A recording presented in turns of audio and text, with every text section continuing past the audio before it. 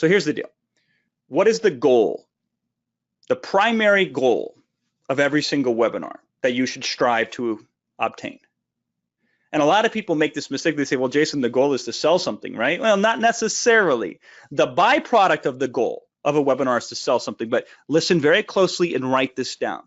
I'm going to tell you the biggest secret to my $100 million plus in webinar selling. You ready for it? Here it is. The goal of every webinar presentation is to create a behavioral change in your audience that allows them to do something that they couldn't do before.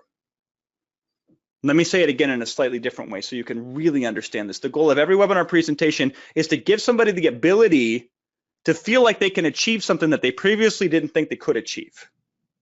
That is the goal of every webinar that you should do. If you give somebody more options than they had in their life before they showed up for your presentation, they are going to be much more open to saying yes to an offer that is consistent with this newfound behavior.